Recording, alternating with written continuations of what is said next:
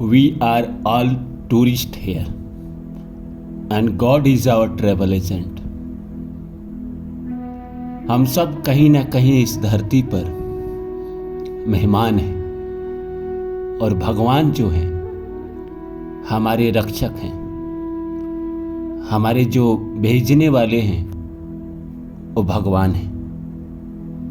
जब भगवान ही हमें इस धरा पे भेजे तो हम चिंतित क्यों होते?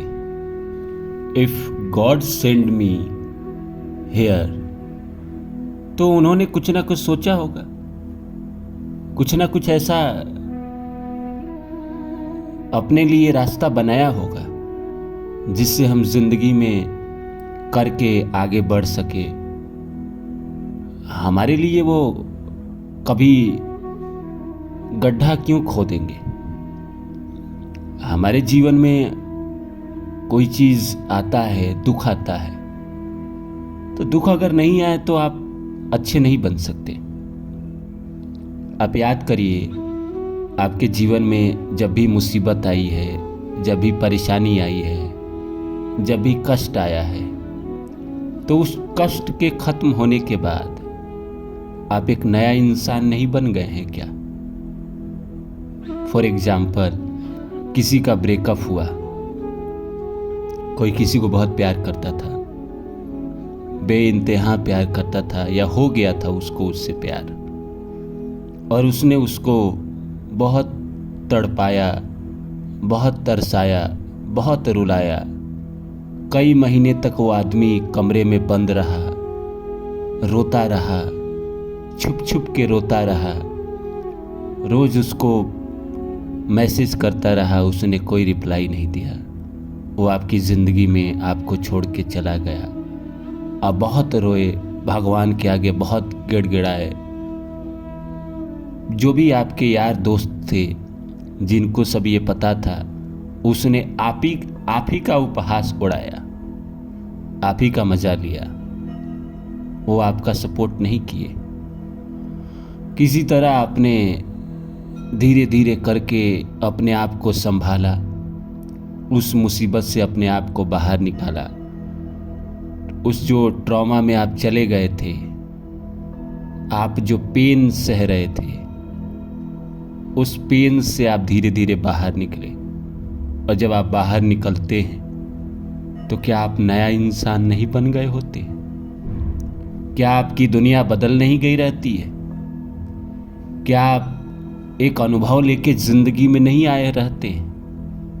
आए रहते हैं। तो अगर जीवन में पेन ना आए, दुख ना आए, दर्द ना आए, तो इंसान कभी अपने आप को बदलेगा ही नहीं। तो नमस्कार दोस्तों, मेरा नाम है रानू बाबू और मैं आपके लिए कहानी, कविता और मोटिवेशनल वीडियो लेकर आता हूँ। इसी श्रृंखला में आज लेकर आया हूँ we are all tourist here and god is our travel agent. हम सब यहाँ मेहमान हैं और भगवान कहीं ना कहीं हमारे रक्षक हैं, भेजने वाले हैं। तो इस सब्जेक्ट को शुरू करूँ इससे पहले आप सभी से रिक्वेस्ट है कि आप मेरे चैनल को सब्सक्राइब कर दे एंड शेयर कर दे जितना हो सके। तो ये शुरू करें दोस्तों। हम किसी जहाँ में रहते थे, वहाँ से ईश्वर ने हमें इस धरती पर भेजा कि जाओ धरती पे अपना कर्म भोगो। जो तुम्हारी इच्छाएं हैं उस इच्छाओं को पूरा करो।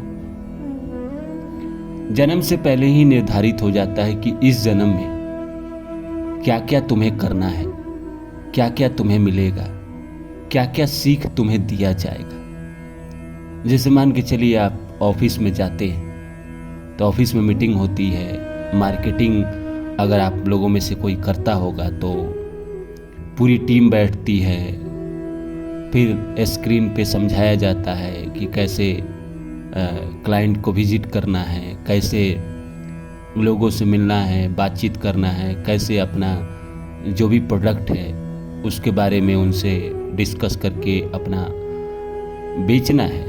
चाहे जो भी हो, किसी को टूथपेस्ट बेचना हो, साबुन बेचना हो, या किसी को लोन बेचना हो, बैंक वाले तो लोन ही बेचते हैं ना।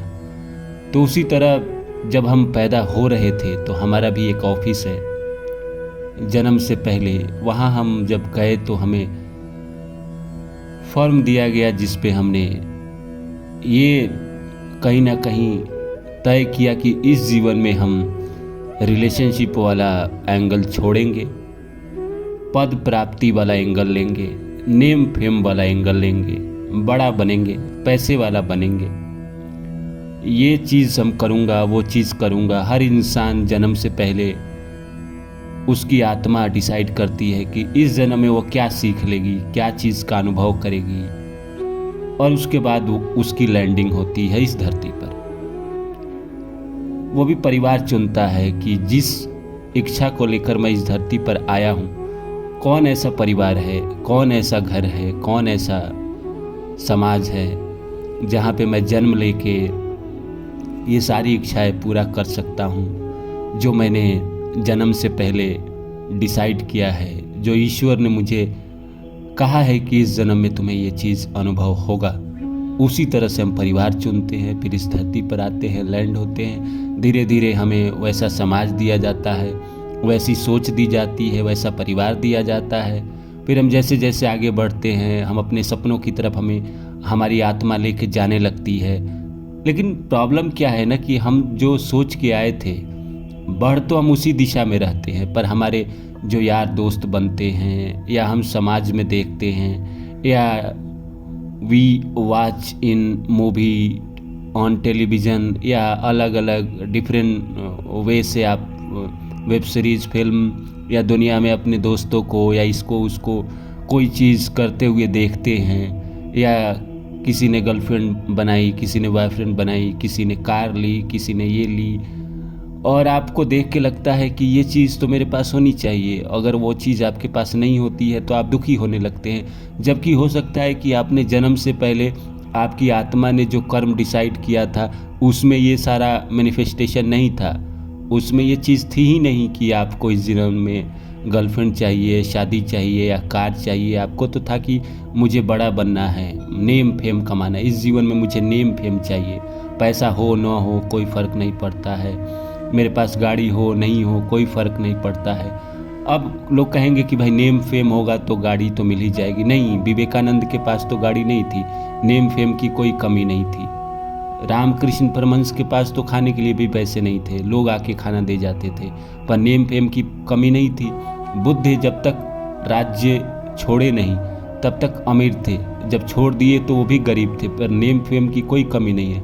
अरस्तु जो संसार का इतना बड़ा फिलोसफर हुआ, उसके पास भी कुछ नहीं था। तो ये ज़रूरी नहीं है कि जो इंसान नेम फेम कमाना चाहता है, दुनिया को उपदेश देना चाहता है, वो अमीर ही हो, वो उसके पास कार हो ही, उसके पास BMW या दुनिया भर की जो कारें हैं वो हो ही। एक इंसान के पास कुछ नहीं होने के बावजूद भी वो दुनिया में फेमस हो सकता है, दुनिया में उसका नाम, उसके जैसे लोग बनना चाह सकते हैं। जैसे एक सन्यासी हो जिसके पास कुछ नहीं होने के बावजूद भी वो इतना नेम फेम वाला बन जाता है। और मैं अब की बाबाओं की बात नहीं कर रहा हूँ जो ऑनलाइन आकर लोगों को बात बताते हैं, ज्ञान देते हैं।